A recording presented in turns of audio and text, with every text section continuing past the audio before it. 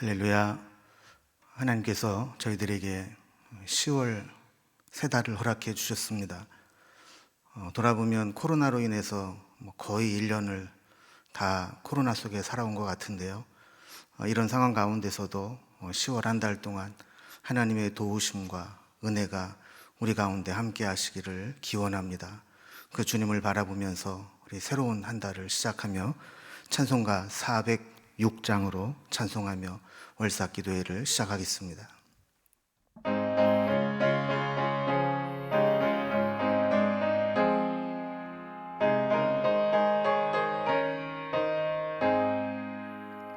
고난 내 영혼 편히 쉴 곳과 풍랑 이뤄도 안전한 보구 폭풍까지도 다스리시는 주의 영원한 팔 의지에 주의 영원하신 팔 함께 하사 항상 나를 붙드시니 어느 곳에 가든지 요동하지 않음은 주의 팔을 의지함이라. 세상 친구들 나를 버려도 예수 늘 함께 동행함으로 주의 은혜가 충만하리니 주의 영원한 팔 의지에 주의 영원하신 팔 함께 하사 항상 나를 붙드시니 어느 곳에 가든지 요동하지 않음은 주의 팔을 의지함이라. 나의 믿음이 연약해져도 미리 예비한 힘을 주시며 위태할 때도 안보하시는 주의 영원한 팔 의지에 주의 영원하신 팔 함께 하사 항상 나를 붙드시니 어느 곳에 가든지 요동하지 않음은 주의 팔을 의지함이라. 능치 못한 것 주께 없으니 나의 일생을 주께 맡기면 나의 모든 짐 대신 지시는 주의 영원한 팔 의지에 주의 영원하신 팔 함께 하사 항상 나를 붙드시니 어느 곳에 가든지 요동하지 않음은 주의 팔을 의지함이라. 아멘. 이 시간 우리 드려질 예물을 위해서 제가 기도하겠습니다. 하나님 아버지 감사합니다. 지난 한 달도 하나님 은혜 가운데 저희들을 지켜주시고 새로운 10월을 저희들에게 허락해 주셔서 살아갈 힘과 용기와 믿음을 더해 주시니 감사합니다. 우리의 선한 목자 되신 주님께서 우리의 앞길을 늘 인도해 주시고 이번 한 달도 구름 기둥과 불 기둥으로 광야를 인도하셨던 하나님께서 광야 같은 세상 살아가는 저희들에게도 인도하여 주시고 앞서 행하여 주시기를 빌고 원합니다. 또한 이 시간에 저희들이 귀한 예물을 주님 앞에 올려드리며 하나님 앞에 기도를 드립니다. 특별히 힘들고 어려울 때 주님의 사랑이 더 많이 전파되고 또 나누어지기를 소망하는 마음으로 귀한 예물을 드려질 때 주님께서 그 드려진 마음과 정성은 받아주시고 그것들이 나누어질 때에 예물과 함께 또한 하나님의 그 크신 은혜와 사랑이 함께 전달되는 은혜도 베풀어 주옵소서. 우리 가운데 늘 좋은 것을 베풀어 주시고 넘치도록 채워주시고 우리가 드린 것보다 더 귀하고 좋은 것으로 갚아주시는 하나님을 늘 살아가면서 체험하는 삶이 될 수 있도록 인도해 주옵소서. 특별히 하나님 앞에 기도하며 또 예배하며 또 예물을 드린 손길들 한 사람 한 사람을 우리 주님께서 붙잡아 주셔서 이 한 달도 건강하게 하시고 아프지 않게 하시고 아무런 사고와 염려와 걱정거리가 생기지 않도록 주님께서 지켜주시고 설령 어려움과 위기 가운데 있다 할지라도 우리를 도우시고 구하시는 하나님의 은혜 가운데 살아가는 귀하고 복된 날이 되게 하여 주옵소서. 주님께 우리의 모든 삶을 의탁드리며 또한 인도하실 주님께 감사하며 또한 주님께 우리의 마음을 드리는 심정으로 예물을 올려드리며 예수님의 이름으로 기도드리옵나이다. 아멘. 오늘 우리에게 주시는 하나님의 말씀은 구약성경 시편 27편 1절에서 3절까지 말씀입니다. 시편 27편 1절에서 3절까지 구약성경 820면에 기록되어 있습니다. 이 말씀을 제가 봉독하겠습니다. 여호와는 나의 빛이요 나의 구원이시니 내가 누구를 두려워하리요. 여호와는 내 생명의 능력이시니 내가 누구를 무서워하리요. 악한 악인들이 내 살을 먹으려고 내게로 왔으나 나의 대적들 나의 원수들인 그들은 실족하여 넘어졌도다. 군대가 나를 대적하여 진칠지라도 내 마음이 두렵지 아니하며 전쟁이 일어나 나를 치려 할지라도 나는 여전히 태연하리로다. 아멘. 우리는 살아가면서 수많은 문제들을 가지고 살아갑니다. 인생의 문제를 만날 때 가장 중요한 것은 그 문제를 우리가 어떻게 해석하느냐 하는 겁니다. 그래서 가만히 살펴보면 우리에게 문제는 문제의 그 사실보다 그 문제를 어떻게 바라보느냐, 어떻게 해석하느냐, 이게 더 중요하다는 것을 깨달을 때가 많습니다. 우리는 종종 안전 불감증에 걸려 있을 때가 있습니다.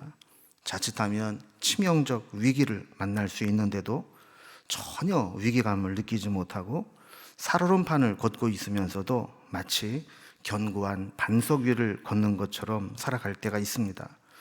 그러나 반대의 경우도 있죠. 절대로 일어날 일도 아니고 설령 일어나도 별일도 아니고 또 우리가 충분히 해결해낼 수 있는 문제임에도 불구하고 그 문제를 지나치게 확대해서 해석하고 또 두려움에 빠지기도 합니다. 우리는 두려움을 느끼지 않고 자신감 있게 하면 할 수 있는 일들도 이 두려움에 빠지게 되면 위축되고 할 수 있는 것도 못하고 낭패를 보게 되기도 합니다. 그래서 믿음은 우리가 여러 가지로 정의할 수 있겠지만 내 모든 문제 가운데 하나님이 함께 하시고 그 하나님이 나를 도우시기 때문에 그 하나님을 의지하고 살아갈 때 내 모든 문제를 능히 이겨낼 수 있다고 바라보고 사는 것이 바로 믿음이라 할 수 있습니다. 오늘은 우리가 이런 여러 가지 문제 가운데서 믿음으로 하나님을 바라보며 살았던 다윗의 인생을 살펴보고 또 다윗의 고백을 통해서 우리가 이번 한 달도 어떻게 살아가는 것이 좋을까 하는 말씀을 살펴보려고 합니다. 다윗의 인생을 보면 두려움을 느낄 만한 일들의 연속이었습니다. 일일이 성경을 다 찾지 않더라도 다윗의 인생에 평탄했던 적은 별로 없습니다. 그의 인생 가운데 참 편안하다, 아무 일 없다 이런 적이 별로 없었다는 거예요. 그래서 곳곳에 그런 고백을 하고 있는데 시편 27편 11절에 보면 여호와여 주의 도를 내게 가르치시고 내 원수를 생각하셔서 평탄한 길로 나를 인도하소서 이렇게 기도하는 것을 보게 됩니다. 그는 큰 위기와 곤경에 빠지면서 나를 그렇게 힘든 곳으로 몰아넣는 원수들을 좀 생각해 달라는 거예요. 그러면서 자기의 힘만으로는 이 원수들을 이겨낼 수 없기 때문에 하나님께서 나를 평탄한 길로 인도해 달라 이렇게 기도하는 겁니다. 다윗은 그의 장인이면서 또 절대 권력을 가지고 있던 왕인 사울로부터 죽지 않도록 도망을 다녀야 하는 신세였습니다. 또 아들 압살롬이 반역을 일으키면서 왕궁을 아들에게 넘겨두고 도망자의 신세로 살았던 적도 있었습니다. 그 외에도 그의 인생 많은 시간을 전쟁을 치르고 또 도피자로 시간을 보냈습니다. 정말 파란만장한 인생이고 산전수전, 공중전, 우주전까지 다 치르며 살아온 인생입니다. 그런데 그 수많은 위기와 문제와 힘든 상황들을 보내면서 그는 당당하게 이야기합니다. 수많은 문제와 위기를 만나면서도 그는 담대했습니다. 그런데 그가 이렇게 믿음으로 담대하게 선포할 수 있었던 것은 그가 기질적으로, 선천적으로 담력이 있고 용감해서가 아니라 하나님을 믿는 믿음에서 나왔다는 것을 보게 됩니다. 더 정확히 말하면 다윗의 용기와 담대함은 하나님과의 관계에서 오는 그 관계로부터 형성된 용기와 담대함이었다라는 겁니다. 다윗은 수많은 위기 상황을 겪으면서 생명의 위협에 그 전장을 누비면서 어디가 과연 안전한 곳인가? 어디로 피하면 내가 이 위험에서 안전을 보장받을 수 있는가? 이것을 체험적으로 알고 있었습니다. 그 고백이 바로 오늘 다윗이 고백한 시편의 고백입니다. 1절을 보면 여호와는 나의 빛이요 나의 구원이시니 내가 누구를 두려워하리요? 여호와는 내 생명의 능력이시니 내가 누구를 무서워하리요? 이렇게 고백합니다. 지금 이 시를 쓸 때 다윗의 상황은 두려워할 만한 문제가 해결된 게 아닙니다. 여전히 사방에 자기를 잡아 죽이려고 하는 세력들이 산재해 있고 단 한순간도 발 뻗고 편안하게 쉴 수 있는 상황이 아니었습니다. 그는 여전히 실제 상황을 접하고 있었고 실전을 치르고 있었습니다. 그럼에도 불구하고 그는 여호와는 나의 빛이요 나의 구원이시니 내가 누구를 두려워하리요? 내가 누구를 무서워하리요? 하면서 담대하게 선포할 수 있었던 겁니다. 2절 말씀을 보면 다윗이 지금 얼마나 힘든 상황 가운데 있는가를 이렇게 묘사합니다. 악인들이 내 살을 먹으려고 내게로 왔으나 나의 대적들, 나의 원수들인 그들은 실족하여 넘어졌도다 그랬습니다. 여기에 보면 악인들이 나의 대적자가 되고 그 대적자들은 나의 원수가 된 것을 보게 됩니다. 그 악인 대적자들 원수들이 내 살을 먹으려고 내게로 왔다고 이야기합니다. 이것은 그들이 식인종이라는 얘기가 아니라 죽이려고 달려들어 왔다는 것이죠. 그러나 하나님이 그들을 실족하여 넘어지게 합니다. 결정적인 순간에 넘어져 그들의 계획이 수포로 돌아가게 하셨다라는 겁니다. 하나님이 그 계획을 인정하지 않으시면 그들이 아무리 철저하게 계획을 세우고 다가와도 그 계획이 이루어질 수 없었다는 것을 다윗은 여러 차례 경험했습니다. 그리고 3절에 보면 군대가 나를 대적하여 진칠지라도 내 마음이 두려워하지 아니하며 전쟁이 일어나 나를 치려 할지라도 나는 여전히 태연하리로다 라고 고백합니다. 여기 보면 원수가 군대가 되고 군대가 전쟁을 일으키며 다가왔다는 거예요. 여러분, 우리가 살아가면서 누군가 한 사람이 나를 그렇게 미워하고 나에게 악하게 대해도 참 사는 게 괴롭습니다. 실제로 나를 죽이려고 달려드는 게 아니고 생명을 위협하려고 오는 건 아니라 할지라도 그냥 누군가가 나를 미워하고 나에 대해서 악한 감정을 가지고 있다는 것을 아는 것 자체가 우리를 힘들게 하고 낙심하게 만듭니다. 그런데 다윗은 한 사람이 아니고 군대가 무장을 하고 전쟁을 치르듯 작전을 수행하면서 치밀하게 포위망을 좁혀오고 있는 것을 느끼게 된 거죠. 여러분, 이런 상황이라면 아무리 담이 세도 아무리 기도하는 사람이라도 두려움과 염려에 빠지지 않을 수 없습니다. 그럼에도 불구하고 다윗은 하나님께 집중하고 놀라운 고백을 합니다. 나는 여전히 태연하리로다. 여러분, 나는 여전히 태연하리로다. 이 밑에 각주에 보면 그 중에서 안연하리로다 그랬습니다. 여러분, 안연하다라는 게 무슨 뜻일까요? 안정되어 아무 걱정이 없고 평안하다, 이런 뜻입니다. 자, 그러니까 태연하다, 안연하다라는 말은 전혀 그런 상황이 아닌데, 그렇게 편안하게 있을 상황이 아닌데 너무 태평할 정도로 아무 일 없는 것처럼 평안하게 산다는 것을 의미하는 것이죠. 여러분, 우리가 두려움을 느낄 때 하나님을 바라보고 하나님께 집중하면 이렇게 그 위험한 상황 가운데서도 여전히 태연하고 안연하고 하나님의 그 주시는 은혜를 누릴 수 있는 겁니다. 하나님을 바라볼 때만 우리는 두려움을 이길 수 있습니다. 하나님께서 시선을 돌리지 말고 하나님만 바라볼 때 다윗과 같은 고백을 할 수 있는 겁니다.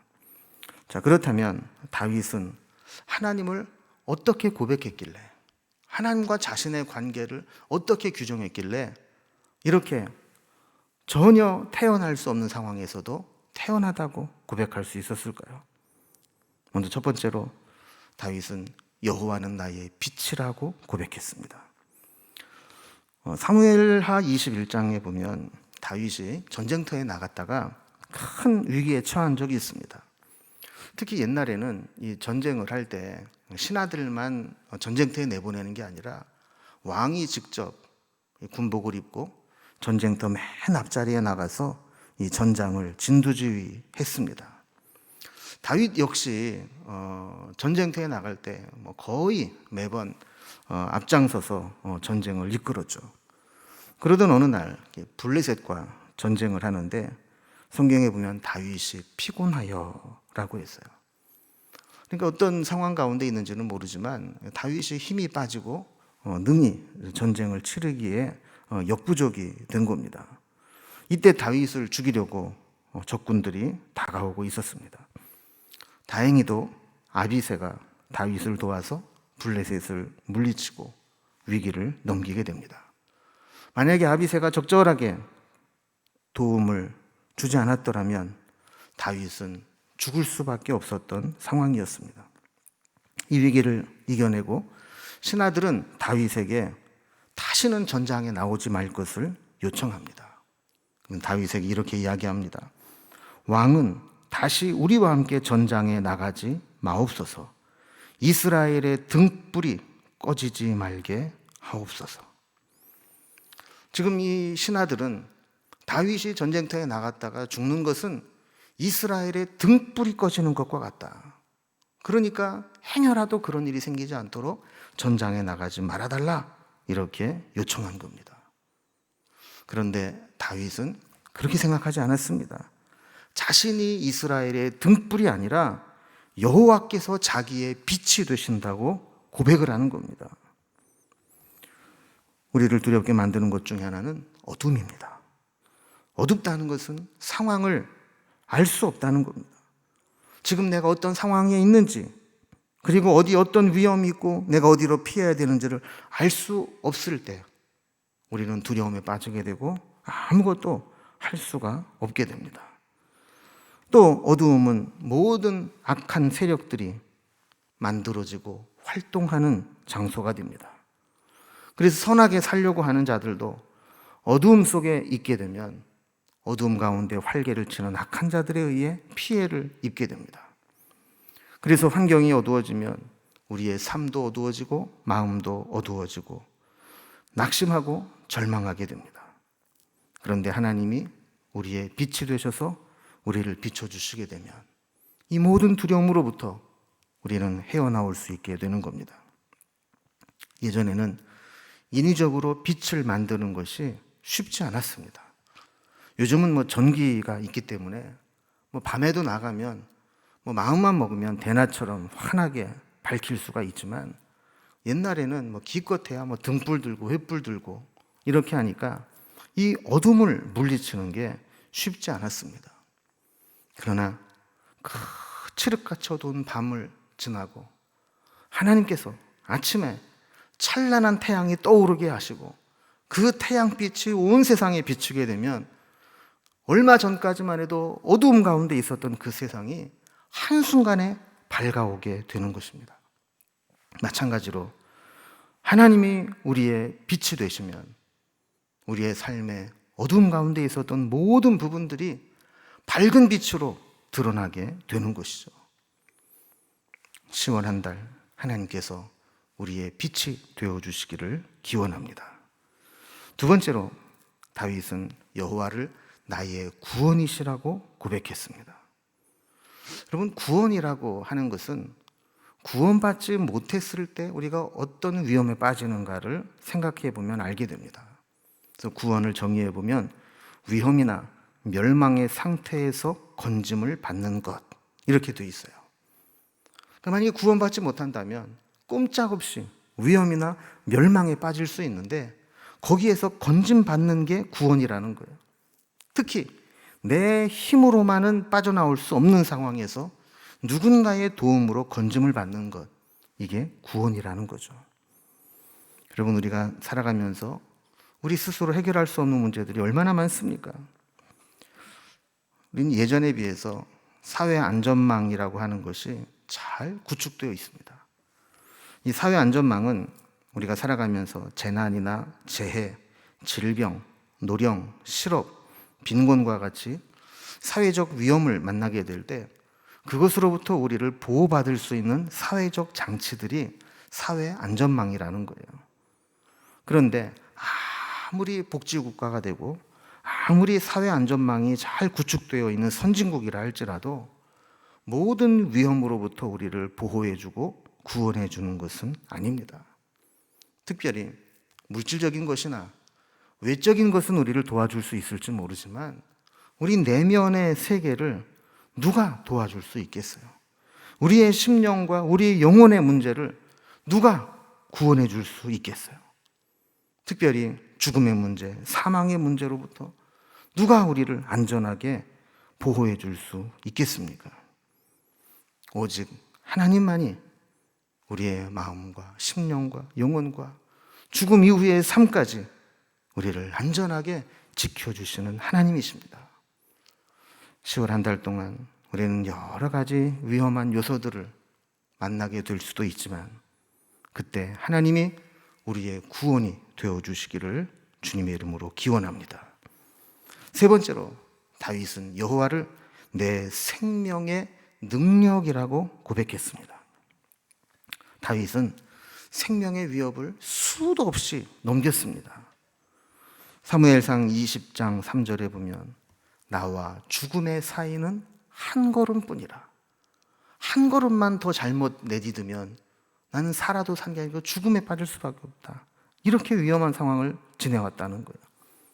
시편 23편 4절에서는 사망의 음침한 골짜기를 다닐지라도 사망의 기운이 엄습해오고 정말 죽을 수밖에 없는 그 골짜기를 다녔다는 거예요.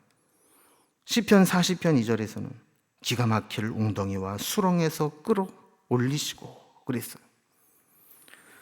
보통 사람들에게는 정말 죽을 것 같아, 뭐뭐해서 죽겠어, 이런 게 그 정도로 힘들다는 이야기지만 다윗에게는 실제로 죽을 것 같은 상황, 죽음의 고비를 수없이 넘겼다는 겁니다. 그러나 그가 그런 상황 가운데서도 깨달은 게 있습니다.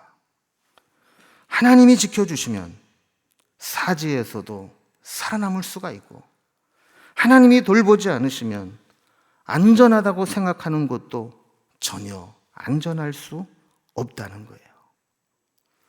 그래서 그는 여호와는 내 생명의 능력이시니 라고 고백했는데 내 생명의 능력이시니, 이거를 공동번역 성경에는 내 생명의 피난처시니 라고 번역을 했습니다. 어떤 찬양에 보면 내 생명의 피난처시니 이렇게 가사를 붙인 찬양이 있어요. 그러니까 내 생명의 능력이시라는 것은 나를 어떤 위험에서도 피하여 보호받게 할 능력이 있는 곳은 하나님에게 가는 곳이라는 거예요. 오늘 본문이 되는 시편 27편 10절에 보면 다윗이 이런 고백을 합니다. 내 부모는 나를 버렸으나 여호와는 나를 영접하시리이다.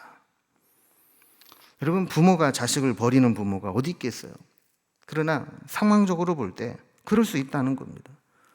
다윗이 사울왕을 피해서 도망을 다닐 때 그때는 부모라 해도 자기를 지켜주고 품을 수 없는 상황이라는 거예요. 실제로 다윗이 사울을 피해 다닐 때 놉이라고 하는 지역을 간 적이 있습니다. 그때 제사장 아히멜렉이 다윗에게 먹을 것을 주고 칼을 내주고 도와준 적이 있죠. 이것을 도액이라는 사람이 사울왕에게 밀고를 했고, 이 일로 인해서 사울왕은 아히멜렉이 살던 놉 땅을 쳐들어가서 제사장 85명을 죽이고 그 성읍에 살고 있는 남녀와 아이들, 심지어 젖먹이까지, 그리고 소, 나귀, 양까지 무섭게 도륙을 했습니다. 그래서 그 나라에서, 그 땅에서 누구도 다윗을 숨겨주지 못하도록, 다윗을 도와주지 못하도록 그렇게 본을 보인 겁니다. 여러분, 이런 상황이라면 부모라고 해서 다윗을 도와줄 수 있겠습니까? 부모라고 해서 자기 자신을 숨겨줄 수 있겠습니까?